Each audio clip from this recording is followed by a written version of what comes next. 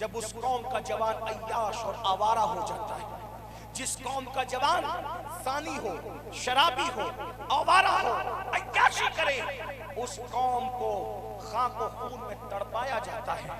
और जिस कौम का जवान रातों को अपने गुनाहों को याद करके मुसल्ले पे रोता है, उस कौम की तारीख सुनहरी हरफों से लिखी जाती है, सुनहरी हरफों से उनकी तारीख लिखी जाती है।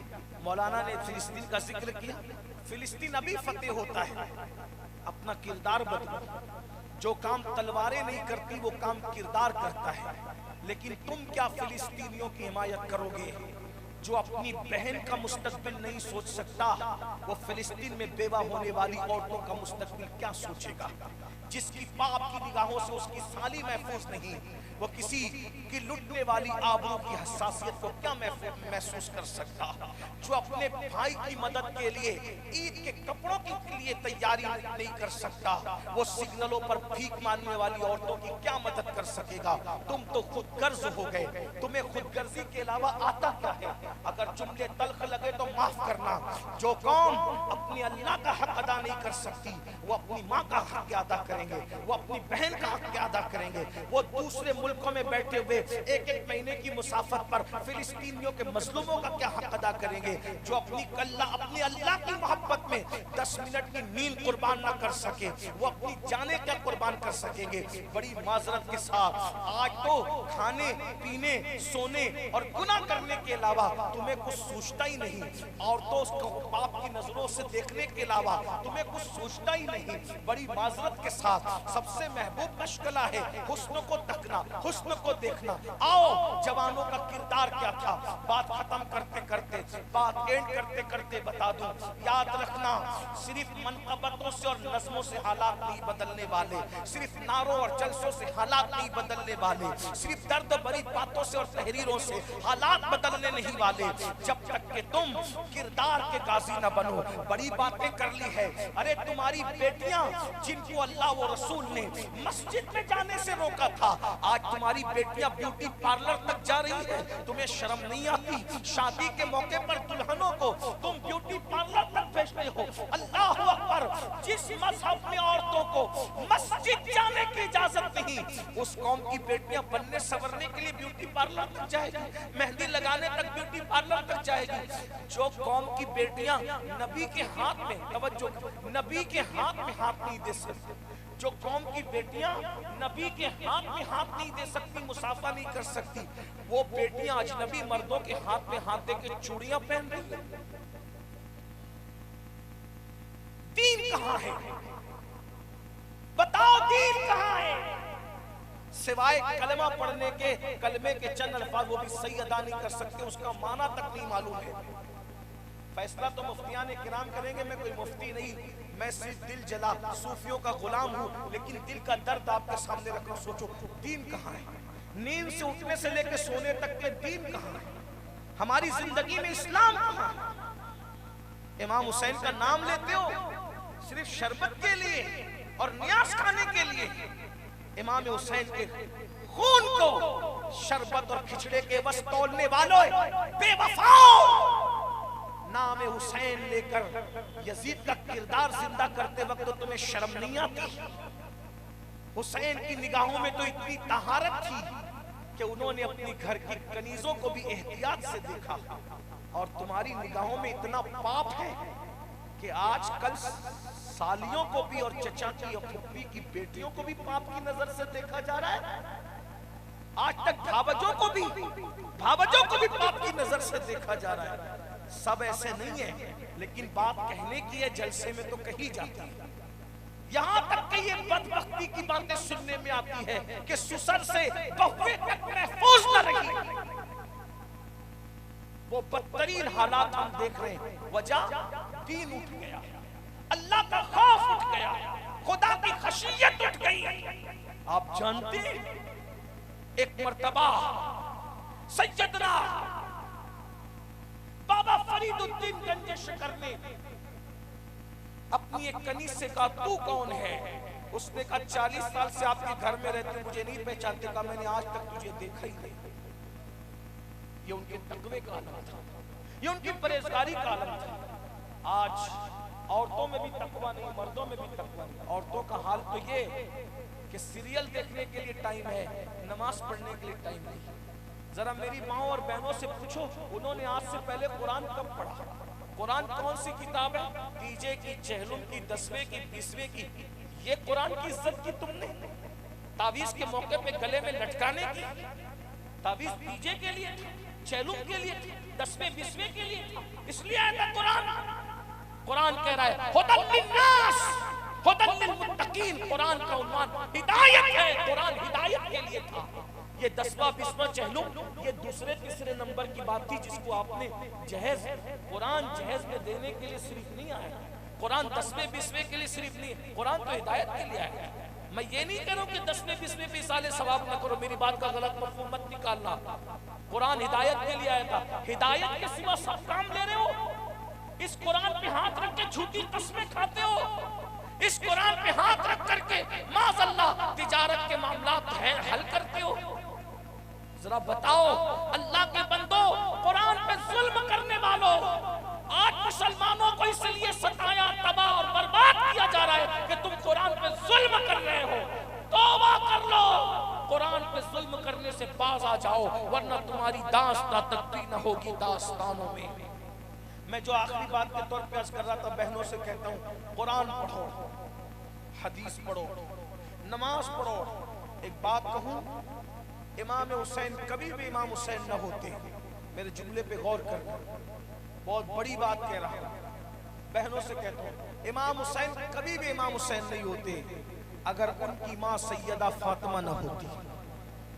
किसी हुसैन के लिए कोई फातिमा चाहिए, और फातिमा कभी फातिमा न होती अगर उनके बाबा मोहम्मदुर रसूलुल्लाह न होते।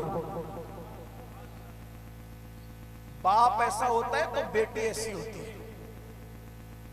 बाप शराब पिए और बेटी हो बड़ी पारसा राबिया बसरी जिसके सर से दुपट्टा ना हटे, ऐसा नहीं है। बाप चाहता है मैं शराब पीऊं, जुआ खेलूं, ज़िना करूं, मेरी बेटी राबिया बसरी हो, नहीं हो सकती।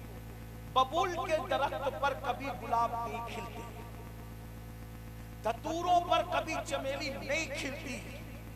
अगर तुझे फातिमा ज़हरा जैसी बेटी चाहिए जो हो ही नहीं सकती, अब फातिमा के बाद कोई फातिमा नहीं हो सकती।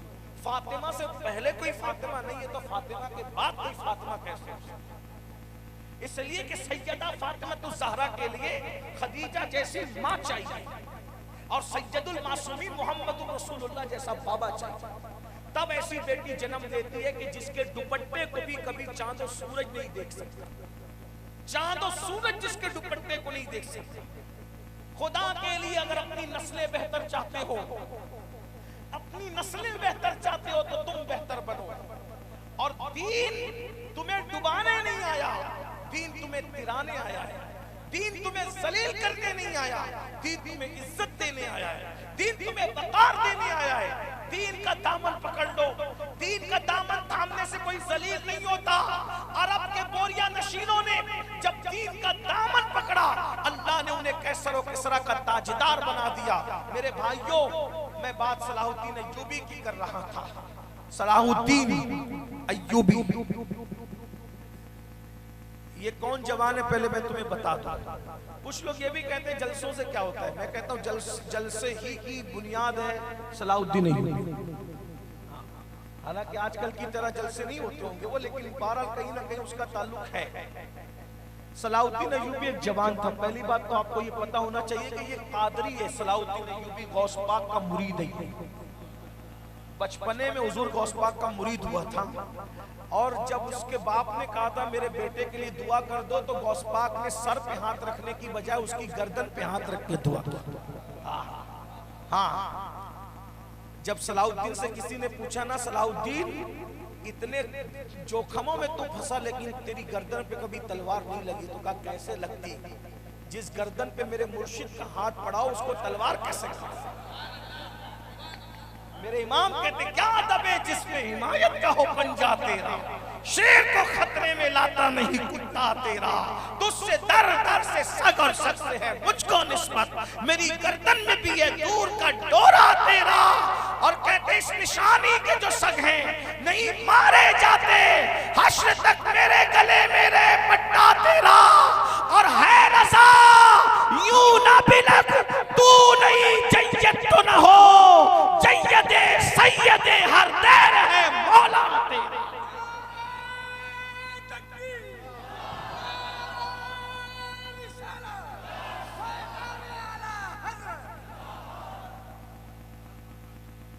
गौस पाक का मुरीद है सलाउद्दीन, जवान था। शबे मेराज में अपने मोहल्ले की मस्जिद में नमाज पढ़ने गया। इमाम साहब मिंबर पे बैठकर तकरीर करते हुए कह रहे थे, ऐ जवानों, मेराज में तुम यहाँ नफिल पढ़ने आए हो, तुम्हें खबर भी है कि जिस बैतुल मुकद्दस में रसूलुल्लाह ने आज की शब नबियों को नमाज पढ़ाई थी वो तो ईसाइयों के कब्जे में। तुम नफिल पढ़ रहे हो और वो बैतुल मुकद्दस जिसमें रसूलुल्लाह ने नबियों की इनको नमाज पढ़ाई वो ईसाइयों के कब्जे में, तुम्हें बर्दाश्त कैसे? इस जवान के दिल पे बात असर कर गई। जलसा सुनने सैकड़ों आते हैं, किसी एक के दिल पे ही बात असर कर जाए तो काम हो जाता है। हाँ, हमें पता है इसमें बहुत से लोग सुनने आए हैं, कुछ ऐसे भी है कि चलो यार जरा देखते हैं मौलाना लोग क्या बोलते हैं, कोई पॉइंट आउट करने के लिए आए होंगे कि क्या गलत बोल रहे हैं, तरीका क्या है हजरत का, किस पे नाराज हो रहे हैं, किस पे खुश हो रहे हैं, किससे मुसाफा कर रहे हैं, किसको नहीं कर रहे हैं, तो फिर बाद में वो कमेंट करते रहे। याद रखना, जो लेने आता है वो वही लेकर जाता है, जो सुनकर समझने के लिए बदलने के लिए आते हैं वो बदल के जाते हैं। कुछ तो ऐसे भी होते हैं कि ऐसी महफिलों में उनको रसूलुल्लाह का दीदार नसीब हो जाता है। ऐसी महफिलें भी सजी है, तारीख है इसकी, उसकी तो वो वक्त नहीं रहा। तो मैं अर्ज ये कर रहा था, सलाहुद्दीन के दिल पे बात असर कर गई। सलाहुद्दीन ने सर सजदे में रखा और अल्लाह से दुआ की, मौला आज के बाद मैं अपनी बीवी को उस वक्त तक हाथ नहीं लगाऊंगा और बिस्तर पे नहीं सोऊंगा जब उस वक्त तक जब तक बैतुल मुकद्दस पे इस्लाम का परचम न लहराए। बस एक जवान ने धुन सवार कर ली, एक जवान ने धुन। हमारा क्या है, मैं कहता हूं तुम सुधरो, तुम कहते हो तुम सुधरो। ये तुम और तुम में सारी नैया गर्क हो। काश कि मैं सोचूं कि मैं सुधर जाऊं, हर आदमी सोचे मैं सुधर जाऊं। सलाहुद्दीन ने सजदे में सर रख के अल्लाह से वादा किया, मौला अब मैं बीवी के करीब नहीं जाना, मैंने बिस्तर पे नहीं सोना जब तक के बैतुल मुकद्दस को छीन न लूं, गासिबों से वापस न ले लूं, इस्लाम का परचम न लहरा। कहते हैं जब तड़प सच्ची हो ना, नियत अच्छी हो, तो अल्लाह फिर छोटे लोगों से भी बड़े काम लेता है।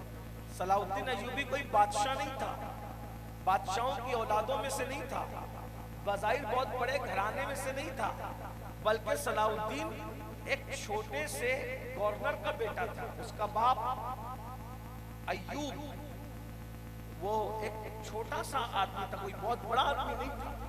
लेकिन जब ये बंदा निकला है अल्लाह की राह में, अल्लाह ने मदद की और इस बंदे ने कमोबेश 10 साल मेहनत की, 10 साल जंगलों में बगैर बिस्तर के सोता था कि मुझे बैतुल मुकद्दस को वापस लेना है, वापस लेना है, वापस लेना है। जानते हैं अल्लाह ने इसकी मेहनत को कबूल किया और बैतुल मुकद्दस फतेह हुआ। खुदा का करना कि जिस दिन बैतुल मुकद्दस की चाबी ईसाइयों ने देनी थी वो 26 रजब थी और 27वीं शब यानी शबे मेराज आने वाले थे। जवान अगर कुछ करने पर आ जाए तो वो करते नहीं। तेरा नशेमन कसर सुल्तानी के गुंबद पर तू शाही है बसेरा कर पहाड़ों की चट्टानों में। उकाबी रूह जब बेदार होती है जवानों में, नजर आती है उनको अपनी मंजिल आसमानों में। तुम्हारे इसी टैलेंट से लोगों को डर लगता है।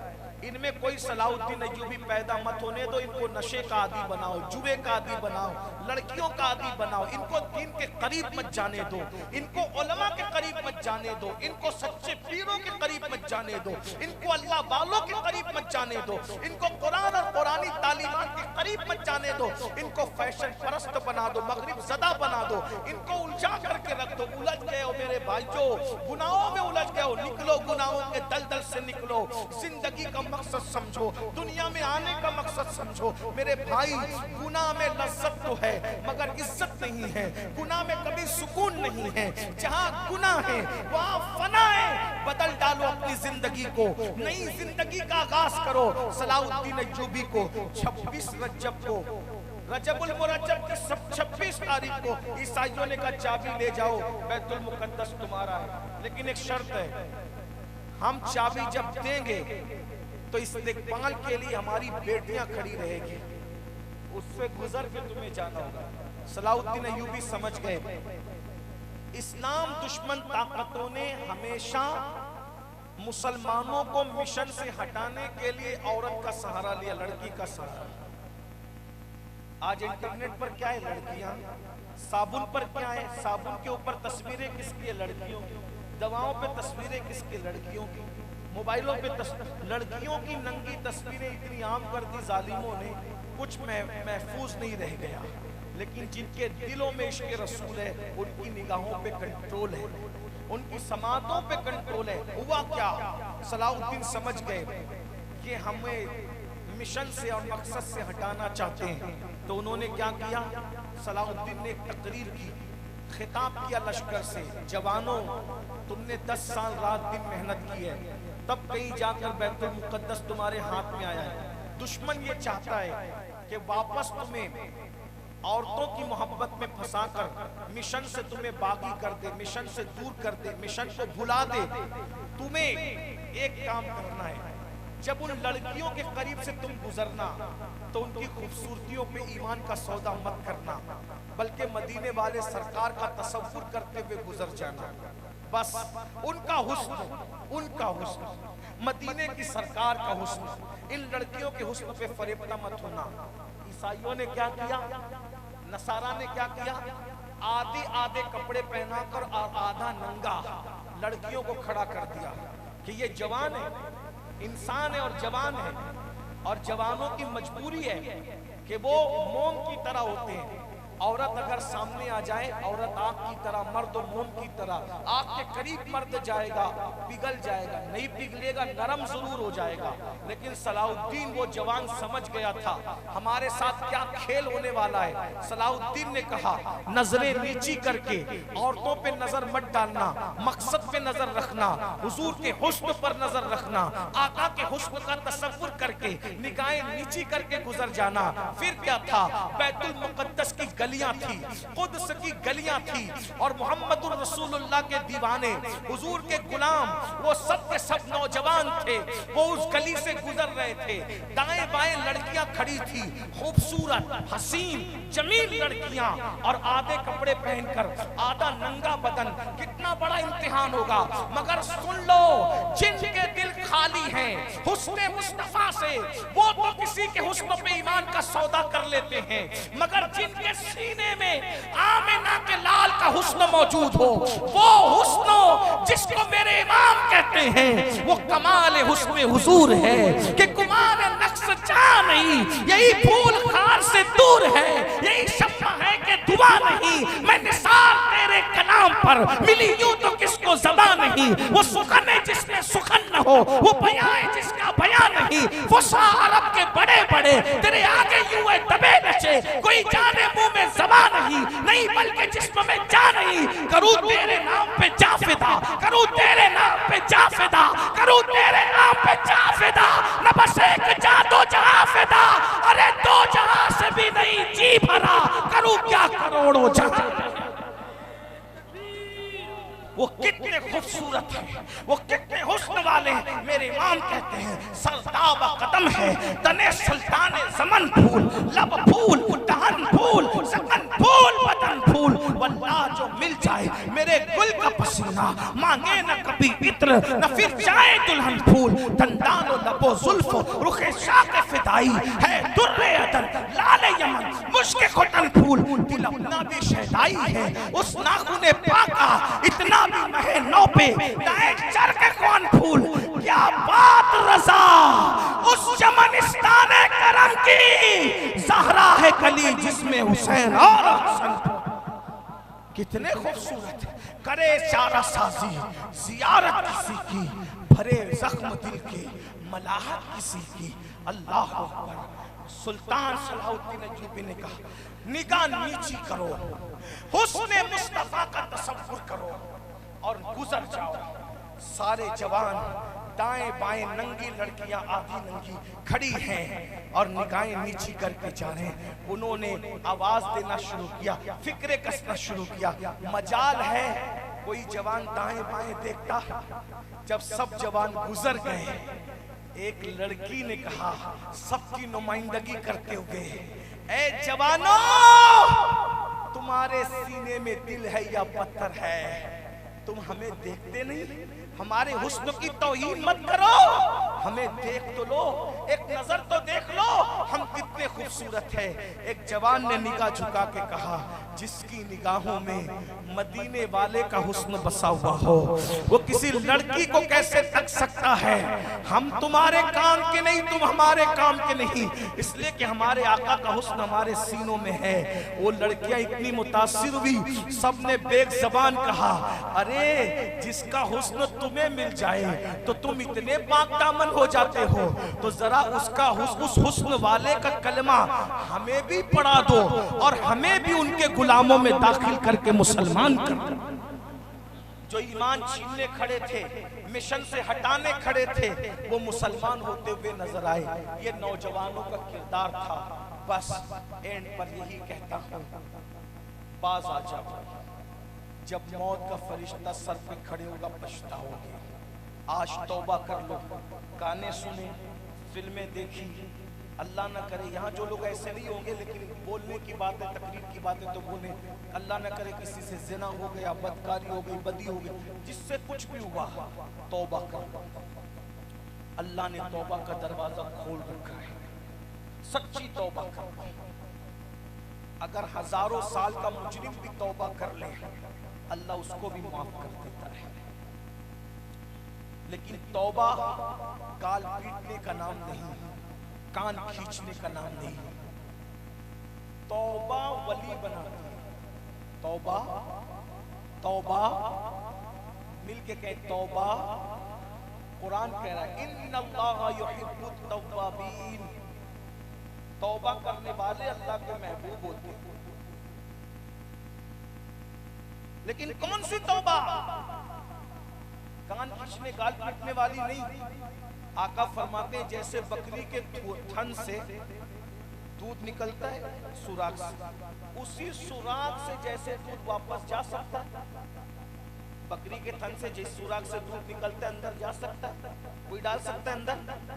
आका फरमाते हैं, जैसे बकरी के थन से दूध निकलता है जिस सुराख से, दोबारा उसी सुराख से वो वापस नहीं जा सकता। ऐसे कोई गुनाह से तौबा करे और फिर दोबारा गुनाह के रास्ते पे न जाए, तो अल्लाह ऐसे लोगों को अपना वली बना लेता है। बस उस पर एक बात सुनना चाहेंगे, अर्ज करूंगा। जितना टाइम दिया गया था 5 मिनट बचे, उसमें तवज्जो कर लें आप। सुने कैसे कैसों ने तौबा की, अल्लाह ने करम किया। मेरी माएँ और बहनें भी मौजूद हैं, उनकी भी खास तवज्जो। हजरत सैयदना जुन्नून मिस्री, जुन्नून मिस्री रज़ी अल्लाह ताला एक मर्तबा दरिया की सैर को गए। जुन्नून मिस्री दरिया की सैर को गए तो देखा एक लड़का और एक लड़की है, और दोनों जवान है, शादीशुदा नहीं है, लेकिन उनकी आपस में दोस्ती है, ताल्लुकात है। और उस दौर की बात है, आज से तकरीबन सैकड़ों साल पहले। नौजवान तौर के ऐसी रह गई, कम कहीं ज्यादा गड़बड़ तो करती है, जवानी दीवानी होती, लड़की है खूबसूरत, लड़का है खूबसूरत, और वो शराब की सुराई लेकर और म्यूजिक का मौसीकी का सामान लेके दरिया पे आए, और दोनों गा रहे और शराब पी रहे। तो जुन्नून मिस्री भी जवान थे, वो लड़का लड़की दोनों ने जुन्नून मिस्री की मजा लेने के लिए कहा कि लो लो तुम भी शराब पियो। और जुन्नून मिस्री ने कहा, हम शराब नहीं पीते, हम शराब नहीं पीते, हमारे मजहब में इजाजत नहीं है। कहा अच्छा शराब नहीं पीते, गाना गा सकते हो तो गाओ, चलो गाना गाओ, हम देखो कैसे गाना गा रहे से, तुम भी गाओ। जुन्नून मिस्री कहते हैं, मैं उसको गाना तो नहीं कहता, लेकिन मैं भी कोई नगमा जानता हूँ, अगर तुम कहो तो वो नगमा सुना दूं। हाँ सुनाओ। तो जुन्नून मिस्री ने कुरान पढ़ना शुरू किया। जब कुरान पढ़ा तो वो लड़का उठ के भाग गया, जिसके मुकद्दर में हिदायत नहीं थी वो उठ के भाग गया, और जो लड़की थी खूबसूरत वो खूब रोई और रो के कहा ये क्या है? कही अल्लाह का कलाम है, मेरे अल्लाह का कलाम। उस लड़की ने कहा जब कलाम इतना खूबसूरत है तो कलाम वाले के हुस्न का आलम क्या होगा। मुझे कलमा पढ़ा मैं तौबा करूंगा और उसी हुस्न वाले जिसका कलाम है ये हुस्न वाला कलाम, उसी के हुस्न की मैं शैदाई हो जाऊंगा। जुन्नुन मिस्री ने कलमा पढ़ाया, तौबा कराई, उसके बाद वो लड़की चली गई। जुन्नुन मिस्री अपने घर आ गए। अब जुन्नुन मिस्री के अलावा ये बात किसी को मालूम नहीं थी। हजरत जुन्नुन मिस्री को ही पता था। जुन्नुन मिस्री की पूरी जिंदगी गुजर गई, वो भी भूल गए। बुढ़ापे में जब इनके बाल बाल सफेद हो गए और एक मर्तबा हज को गए हुए थे तो काबे का गिलाफ पकड़ के रो रहे थे, अल्लाह बख्श दे बख्श दे बख्श दे। पीछे से एक औरत की आवाज आई, बूढ़ी औरत की, ए अल्लाह, मेरे अल्लाह मैं भूखी हूँ, जरा जल्दी से मेरे लिए खाने का इंतजाम कर। तो जैसे ही कहा तो आसमान से कोई खान उतरता हुआ नजर आया और जुन्नुन मिस्री देखा ये तो बड़ी मकबूल औरत है कि काबे का गिलाफ पकड़ के कहा कि मेरे लिए खाने का इंतजाम कर लिया। खान उतर रहा है तो देखा तो अंगूर थे उसमें, उस खान में प्लेट में अंगूर थे। उसने अंगूर उठाया, जाने लगी तो जुन्नुन मिस्री उसके पीछे पीछे। कहा बड़ी अम्मा तू तो बड़ी मकबूल है भाई, तूने इधर अर्जी लगाई उधर कबूल हो गई, कौन है तू? तो उस बुढ़िया ने जुन्नुन मिस्री को देखा और देख के कहा जुन्नुन अच्छा मिले और बड़े वक्त पे मिले। जुन्नुन मुझसे पूछते हो बड़ी अम्मा तू कौन है? मैं बताऊं मैं कौन हूं? तुम्हें याद है तुम एक बार दरिया की सैर को गए थे? हाँ गया था। तो दरिया की सैर करते ही रहा। नहीं एक दिन वो लड़का और लड़की, बड़ी खूबसूरत लड़की और खूबसूरत लड़का एक दिन दरिया की सैर को आए थे, शराब लेके, गाने का सामान। हाँ हाँ हाँ याद आया। हाँ तो उसमें वो तुम्हें शराब दे रहे थे, नहीं लिया, गाने के लिए कह रहे थे, नहीं गाया। हाँ मैंने कुरान पढ़ा था, कुरान, हाँ कुरान पढ़ा था, लड़का भाग गया था, लड़की रो रही थी, उसने तौबा की थी। कहा हाँ हाँ उसने तौबा किया, कलमा पढ़ा था। कहा वही तो मैं हूँ, वही मैं हूँ। और तुम? मैंने तौबा कराया, मैंने तौबा कराया, मुझे कुछ और मकाम मिला, लेकिन तुमने तौबा किया। अल्लाह ने तुम्हें कितना नवाज दिया, कितना बड़ा मर्तबा अता कर दिया। ये अल्लाह की शान है। अल्लाह जिसको चाहे नवाजता है, लेकिन नवाजे जाने के लिए पहला जीना तौबा है, तौबा। जब तक गुनाह के दलदल में रहोगे अल्लाह से रिश्ता कभी जुड़ने वाला नहीं है। अगर अल्लाह से रिश्ता जुड़ना है तो पहले गुनाह को छोड़ो, गुनाह को तर्क करो। अल्लाह ताला हम सबको तौफीक दे, अमल खैर की, नेकियों की तौफीक दे, गुनाहों से बचने की तौफीक अता फरमाए। अपने बच्चों की अच्छी तरबियत करो, अपने बच्चों को दीन सिखाओ, अपने बच्चों को मजहब और मसलक सिखाओ, और साथ ही साथ अपने किसी भी बच्चों को जाहिल मत रहने दो, अनपढ़ मत रहने दो। अपने बच्चे और बच्चियों को कम से कम ग्रेजुएट तो बनाना ही है हमें, और कम से कम दीनी तालीम इतनी देना है कि जितना इल्म फर्ज है उतना हर बच्चे और बच्ची को फर्ज उलूम आने चाहिए। गुफ्तगू के दरमियान अगर कोई गलती हो तो अल्लाह ताला माफ करे। अस्तगफिरुल्लाह रब्बी मिन कुल्ली ज़म्बि व अतूबु इलैहि व मा अलैना इल्लल बलाग। ला इलाहा इल्लल्लाह मुहम्मदुर रसूलुल्लाह।